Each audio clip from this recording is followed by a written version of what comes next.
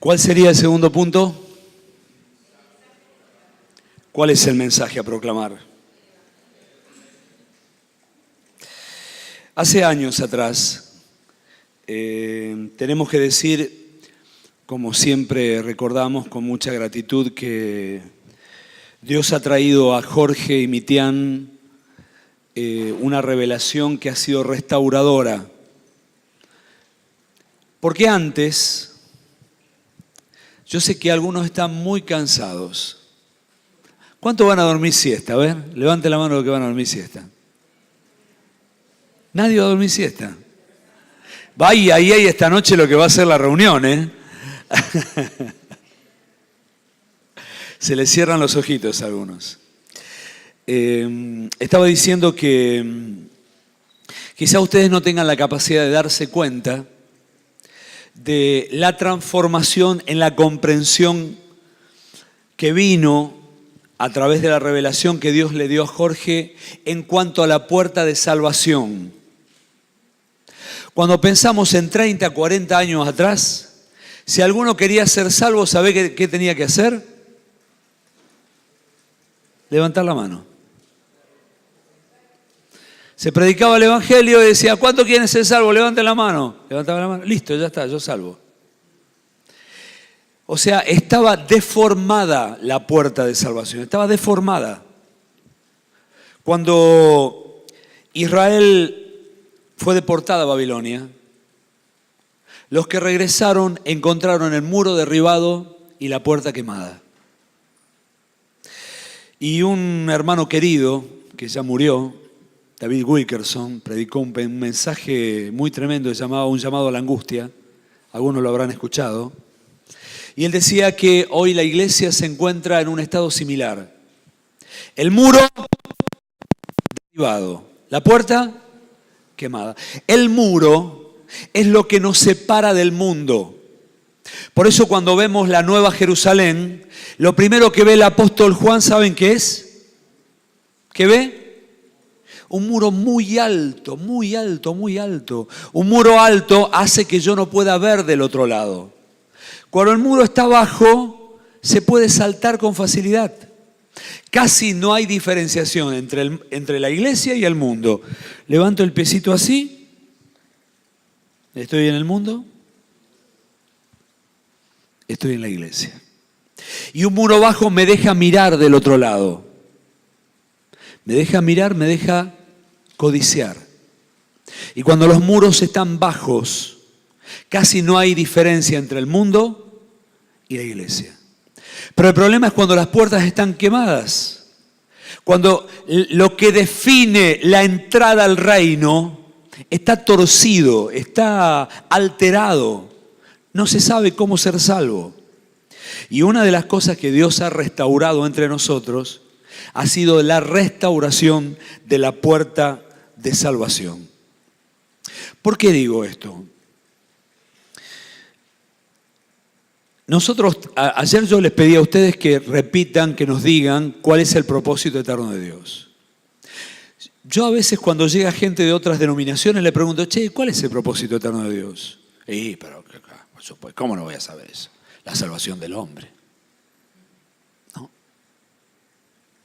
Es mucho más que eso. Entonces yo le digo, ¿entonces qué hacía falta? Que el hombre cayera para que Dios lo pueda salvar, porque su propósito era salvar. No, me dice. Se convirtió un muchacho hace el año pasado, el anterior me parece, y tenía su mamá evangélica de su juventud, ¿no? Y este muchacho entró, le predicamos el evangelio del reino, lo guiamos al arrepentimiento, le explicamos lo que era ser un discípulo, le explicamos que Dios lo había creado con un objetivo, que la salvación no era el propósito, que la salvación era la restauración del propósito. No me diga, lo entendió. Así que llegó a la casa y le dice, mamá, ¿sabes cuál es el propósito eterno de Dios? ¿Y la madre qué le dijo? La salvación del hombre, hijo. No, mamá, estás equivocada. El propósito eterno de Dios es que el hombre tuviera la imagen de su creador, la salvación fue el puente. Y la madre le dice, mocoso insolente, me viene a enseñar a mí. Al rato llega la tía, que era evangélica también, así que le dice, tía, ¿vos sabés cuál es el propósito eterno de Dios? Por supuesto, dice, la salvación del hombre. No, tía, y le vuelve a proclamar el evangelio del reino. Casi lo echan de la casa. Pero había entendido bien. Ustedes vieron que la Tierra tiene dos ejes. La Tierra gira sobre dos ejes, ¿está bien? El eje de rotación y a su vez tiene un eje de traslación porque gira alrededor del Sol. O sea, la Tierra gira así y gira. Entonces decimos en Rosario que en la iglesia todo lo que hacemos debería girar alrededor de dos ejes. Uno es el propósito eterno de Dios, lo que le da sentido a nuestra vida. Es lo que le da sentido a nuestra vida. Dijo Dios, hagamos al hombre conforme a nuestra imagen y semejanza. Varón y hembra los creó. A imagen de Dios los creó. Entonces, Él nos pensó, tengo, Franquito. Él pensó al hombre para que el hombre tuviera Él verse reflejado en el hombre. O sea, lo primero que Dios tuvo fue a su Hijo eterno. El Hijo es el verbo, es la palabra, es la expresión del Dios eterno. Y Él quiso que este Hijo se multiplicara en muchos otros hijos. ¿Está bien? ¿Me siguen? Él quiso una familia de muchos hombres y mujeres y cada uno de estos hombres tuviera en sí mismo el carácter que Dios tiene. El carácter. Imágenes, carácter. En el hebreo la palabra carácter viene de la palabra carácter con J, jarasein, que habla de una grabadura, habla de algo que uno logra ver por fuera, que representa lo que está dentro. En griego la palabra es ícono. Como el icono que tenemos en el teléfono o en la computadora. Y uno le da clic al icono y se abre un programa. O sea, la imagen del hombre, lo que manifiesta es lo que hay en la interioridad de su corazón. Es lo que hay en su carácter. Y lo que Dios ha querido restaurar es el carácter. Esa es la imagen, el carácter de Dios en el ser humano. ¿Qué pasó? Los hombres, el pecado de los hombres consiste en esto. Consiste en haber abandonado a Dios. Haberle dado la espalda, no haber pecado. El pecado no tiene que ver con el acto en sí, sino con la condición de rebelión de la humanidad, donde Dios no encuentra lugar. No encuentra lugar.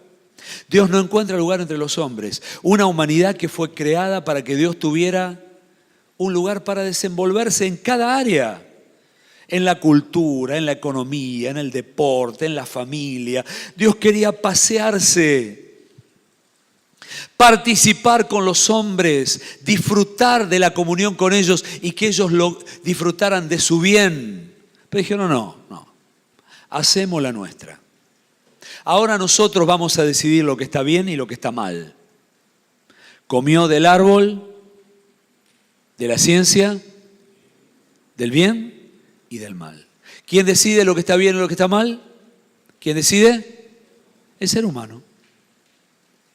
Dios quería que el hombre supiera el bien y el mal, pero quería que lo supiera tomado de su mano. Que conociera el bien y el mal sin participar del mal. Pero conoció el bien y el mal participando del mal y siendo afectado por él. ¿Se entiende lo que estoy diciendo? Entonces, la única solución que hay para este ser rebelde, indiferente, autosuficiente, ¿cuál es? ¿Cuál es? Es volver a colocarse bajo la autoridad del Dios que le creó. Esa es la sanidad del hombre. La sanidad del hombre es el reino de Dios. Un evangelio que no restaura la autoridad de Dios en la vida del ser humano, no es un evangelio. Es una deformación del evangelio. Es una medicina que no cura. Pablo decía, el evangelio es poder de Dios. ¿Para qué? Para salvación, para transformación de todo aquel que cree. Pero un evangelio que no tiene reino no salva ni transforma. Es una medicina adulterada. Imagínate que te vas a comprar un remedio y te venden la cápsula, pero la cápsula en lugar de tener el contenido químico le pusieron talco. Y vos te tomás el remedio, te lo tomás, pero no te sanás. Porque esa cápsula no tiene todos los ingredientes activos que van a actuar luego en el cuerpo y van a producir sanidad. Un evangelio que predicamos que no tiene reino es un evangelio que no salva, que no transforma. Se altera, se corrompe, se deforma la puerta de salvación y en lugar de entrar por la puerta, no entran directamente. Este es el mensaje que Jesús predicó. Vino Jesús a Galilea predicando el evangelio del reino y diciendo, Marcos 1, 14 y 15, lo memorizamos en esas viejas tiras para memorizar. Vino Jesús de Galilea predicando el evangelio del reino de Dios. ¿Qué evangelio predicaba? Evangelio del reino. Y diciendo, el tiempo se ha cumplido, el reino de Dios se ha acercado. Arrepentíos y creed el evangelio. El evangelio tiene que ver con la maravillosa oportunidad que Dios le da al ser humano de volver bajo su autoridad y gobierno. Yo pregunto, el hombre se rebeló contra la autoridad de Dios. ¿Los demonios? ¿Los demonios? ¿Sí o no? ¿Pueden volver? ¿Pueden volver? Están muy tímidos, che. Si ustedes me aburro si están tan tímidos. Pregunto de nuevo, a ver. El hombre se rebeló contra el trono eterno. Los demonios también. ¿Los demonios pueden volver? No pueden volver. Pecaron y el camino se cortó. Lo único que les espera, ¿sabés qué es? El juicio eterno, el lago de fuego y azufre preparado para el diablo y sus ángeles. No pueden volver. ¿El hombre puede volver? ¿Es una buena noticia? Es la noticia. No es una buena noticia, es la noticia. Debería salir esto en todos los informativos, Dios está dando la oportunidad a los hombres a volver a su reino. Cuando los demonios llevan un destino de desastre y de perdición, los hombres pueden volver. Vengan, el tiempo se ha cumplido. El reino de Dios se ha acercado. Arrepentíos y creed en el evangelio. Aprovechen esta oportunidad maravillosa. Por eso es evangelio. Buena noticia. Es buena noticia. Es buena noticia que para nosotros hay perdón, hay olvido, hay restauración. Podemos volver. Por eso dice también la Escritura que en estas cosas anhela mirar los ángeles. Los ángeles miran. ¿Por qué? A los de barro. Hay un libro muy lindo que escribió Marco Moraes, que hay dos ángeles. ¿Cómo se llaman los ángeles? ¿Te acordás, Omar? Deslumbra a él y admira a él. Nombre cualquiera que le puso. Y están ahí mirando el cielo, deslumbra a él y admira a él, y míralo abajo los de barro. Le dicen, mira los de barro. Mira, ¿cómo puede ser? Los perdonó el Padre a los de barro. Y a nosotros no nos perdona. Bueno, a los que cayeron no perdonan. Cosa que los ángeles no entienden. No entienden, para ellos no hay perdón. Para nosotros Hay misericordia, hay restauración, hay una invitación a volver a entrar a su reino. Y en este reino nos sentimos protegidos, cubiertos, amados, cuidados, porque el rey de este reino es potente, está sobre todos, tiene autoridad, ha vencido a la muerte, ha vencido a las tinieblas, se ha levantado como un príncipe salvador y ahora nos ofrece perdón y cobijo, pero en la medida que nos pongamos bajo su autoridad. Decide al que tenés al lado, tenés que vivir bajo su autoridad.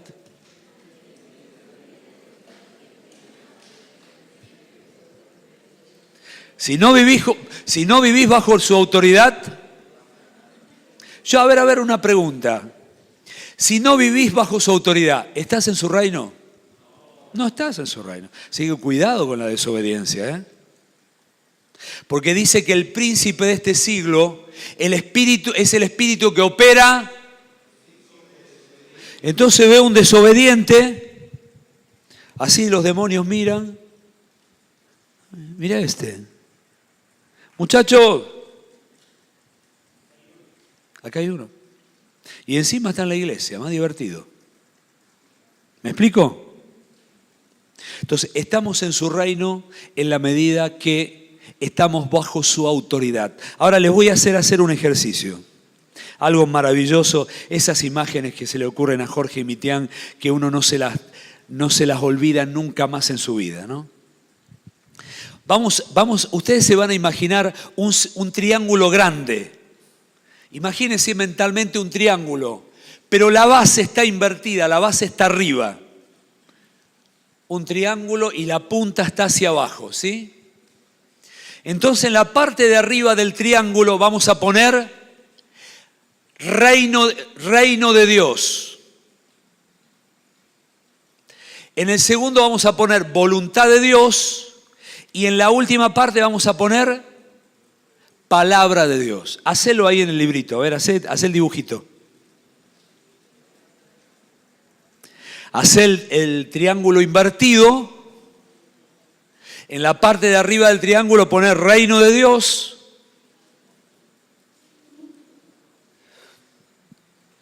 No es difícil, es muy fácil. Así el gráfico ya les queda. En la primera parte, entonces, reino de Dios, voluntad de Dios y abajo, palabra de Dios. Y abajo de la puntita dibujó un hombrecito, una cabecita con un cuerpito así chiquitito.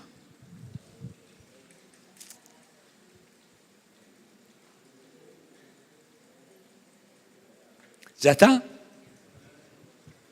No hay que ser un dibujante experto para hacer esto. Es sencillo. ¿Lo tienen? Vamos a decir así. Este reino tiene un rey. Este rey tiene una voluntad. Y esta voluntad, ¿dónde está expresada? Y así como este triángulo tiene una punta, así la palabra de Dios viene tan específica a cada área de nuestra vida. ¿Está bien? En la palabra de Dios que expresa la voluntad del rey de este reino, nos dice cómo tenemos que vivir, cómo tenemos que pensar, cómo tenemos que funcionar en la sexualidad, en la economía, en la familia, en el trabajo, etcétera, etcétera, etcétera, etcétera. Y así viene la palabra de Dios tan específicamente para enseñarnos a vivir en este reino. Estamos bajo su gobierno, estamos bajo su palabra. ¿Cuántos dicen amén? Amén. Así tienen que vivir los discípulos. Ahora, es muy distinto enseñar la palabra de Dios desde la perspectiva del reino que enseñarla desde la perspectiva de una consejería conveniente. ¿Por qué digo esto? Imagínate que un discípulo está teniendo problemas con sus padres y viene a mí y me dice, mirá, me llevo mal con mis padres, yo no sé qué pasa, no me entienden. Y yo le digo, bueno, yo te quiero decir, trata de ser más inteligente, no los contradigas, pórtate bien, sé sabio. Te estoy dándole consejitos. Pero cuando lo hago desde el reino de Dios, le digo, mirá, querido hermano, la palabra de Dios dice, hijos, obedeced a vuestros padres en todo. Punto final. Yo sé que hay problemáticas que a veces hay que trabajar un poco. Pero ¿qué quiero decir? Cuando la palabra viene a nosotros en esta conciencia que es la voluntad del Rey expresada en mi vida, entonces ahí la palabra toma una fuerza, toma una profundidad, tiene un alcance que no lo tiene cuando lo único que hacemos es dar consejos cristianos. ¿Me siguen, hermanos? ¿Están conmigo? ¿Se dan cuenta la importancia de este segundo punto? Es mucho más que el mensaje a predicar. Es la herramienta, es la doctrina. No es una herramienta, es la herramienta. Los autos modernos vienen con un tipo de tornillos que si no tenés la llave no lo sacás. Le llamamos en Argentina llave Thor. ¿Así se llama? Y resulta que yo me compré un auto que venía con estos tornillos. Pero claro, yo no tenía llave Thor. Así que le metí el destornillador, lo rompí. Le metí el destornillador Philip, lo deformé. Le metí la llave Allen, la falseé. ¿Sabe qué tuve que hacer? Ir a comprar la llave Thor. Porque la única herramienta que sacaba el tornillo, ¿cuál era? La llave Thor. La única herramienta que forma discípulos, ¿sabes cuál es? Es el evangelio del reino, es la doctrina del reino. Si no, no tenemos base de apelación a la obediencia. Hace unos años atrás, un hermano que venía de la iglesia bautista, yo le amaba mucho, la verdad que le amaba mucho. Era un amigazo. Esto no va a subir a internet, ¿no? No se rían, contéstenme. No va a subir a internet. No lo doy igual al nombre, mejor no lo doy. A ver si alguien lo sube. Bueno, nos hicimos muy amigos. Era un hombre muy cariñoso, muy solidario. Y claro, yo lo empecé a recibir en casa y venía con su esposa y sus hijos a comer. Y yo lo dejé entrar en mi vida primero. Porque es así. Si yo quiero entrar en la vida de alguien, primero lo tengo que dejar entrar en mi vida. Si no, no tengo derecho a meterme en la vida del otro. Así que después que pasamos tiempo, yo empecé a tratar de meterme en su vida para ayudarle. Tenía mucho desorden económico, los roles invertidos. Era un lío esa casa. Pero cuando quise usar la herramienta, quise traer el orden de Dios a los roles que estaban invertidos. La mujer era profesional y él no. Y casi todo el ingreso económico era a través de la esposa y él ganaba muy poquito. Entonces la esposa, como traía la plata, quería mandar. Pero Dios no le dio la autoridad a la esposa. ¿A quién se la dio? Por más que traiga la plata a la esposa. ¿Es así o no es así? ¿Están de acuerdo? Es el orden de Dios, no es lo inteligente o lo conveniente. Claro, cuando yo empecé a toquetear un poquito ahí, se me empezó a enojar. Y al final, ¿qué pasó? ¿Qué pasó? Se fue. Yo lo lamenté porque la verdad que me había encariñado mucho con él. Bueno, pasaron unos años y me enteré que andaba en una iglesia evangélica, que era líder, que cuidaba un montón de grupos. Y me dice, che, ¿podemos tomarnos un café? Nos juntamos. Los argentinos tomamos café. ¿Acá se usa eso? ¿Nos juntamos a tomar un café? Siempre nos juntamos en un barcito a tomar un café y ahí charlamos. Bueno, me dice, che, mirá, ayúdame. Me dice, estoy de líder, tengo un montón de obreros, tengo un montón de discípulos, pero nadie me hace caso. La gente hace lo que quiere ahí en esa iglesia. Y yo pensé, igual que vos. Le digo, mirá, hermano, la base sobre la que se convirtieron no es el Evangelio del Reino. Es una simpatía con la iglesia. Y cuando tienen ganas van, y cuando no tienen ganas, no van. Entonces, si no entraron por la puerta estrecha, si no se convirtieron con el Evangelio del Reino, ¿qué base vos tenés para requerir obediencia a la palabra? Ninguna. Entonces la gente vive haciendo lo que quiere y el Evangelio que predicas es un Evangelio humanista. Puertas quemadas, pared derribada. Y hay un ejemplo tremendo que nos da Jorge, tremendo. ¿Ustedes saben lo que es la crisálida?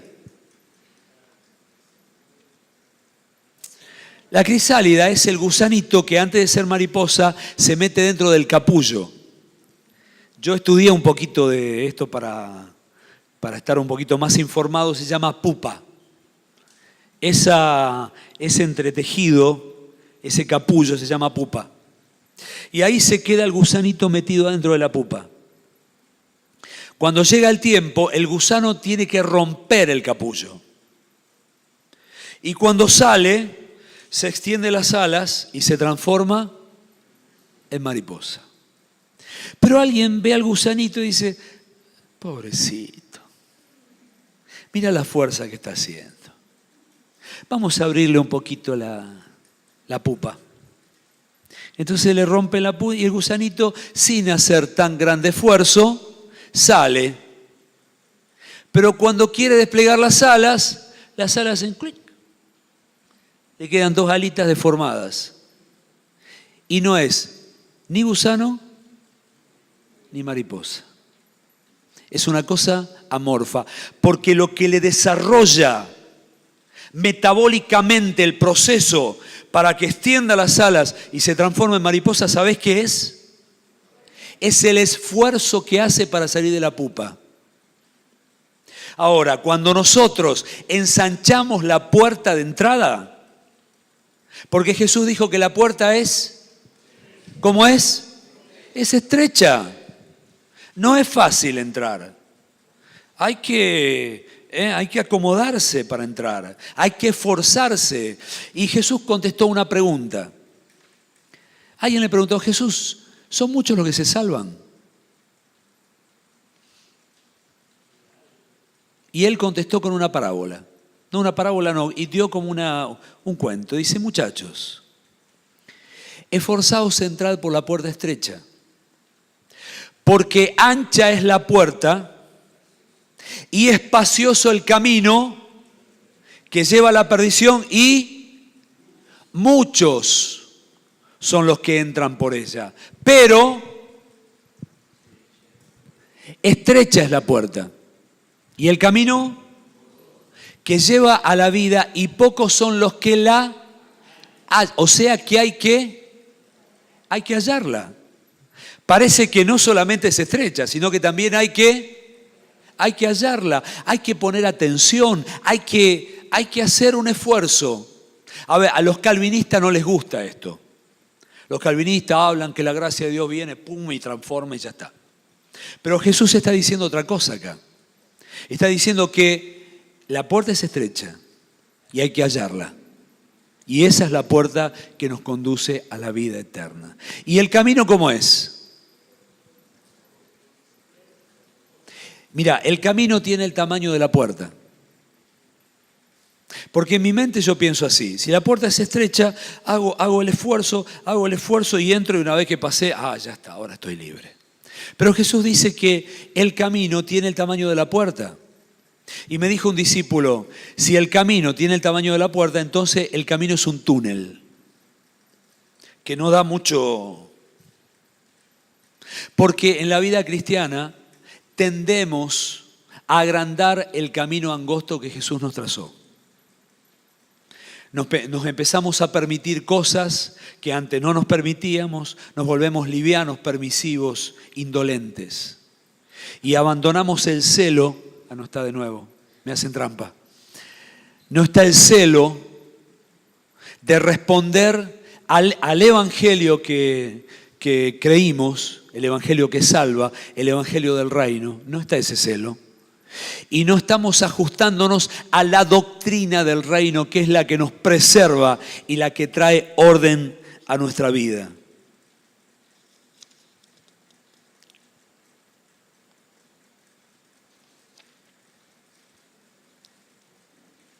Por eso yo hablo de la restauración de la puerta de salvación.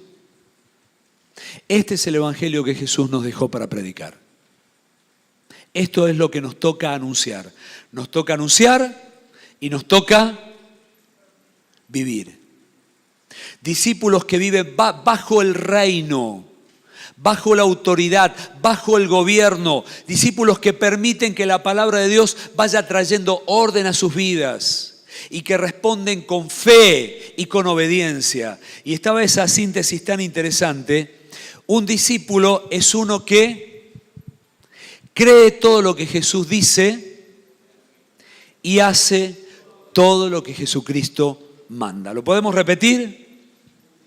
Un discípulo es el que cree todo lo que Jesucristo dice y hace todo lo que Jesucristo manda. Otra vez. Un discípulo es el que cree todo lo que Jesucristo dice y hace todo lo que Jesucristo manda. Entonces dijimos, el primer punto tenía que ver con el modelo. Miramos a Jesús, miramos su carácter, miramos su disposición al servicio, miramos su espiritualidad, miramos su sensibilidad para obedecer al Padre en todas las cosas y le miramos en su accionar, en su vivir. Y ahora como segundo punto miramos el evangelio que tenemos que predicar, que es el evangelio del reino, y la doctrina que tenemos que abrazar y vivir, que es la doctrina del reino, que no es una herramienta, sino que es la única herramienta que forma discípulos y que transforma discípulos. Porque el discípulo es transformado en la medida que cree y que obedece, que camina sobre los fundamentos de fe y de obediencia. Amén. Nos ponemos de pie.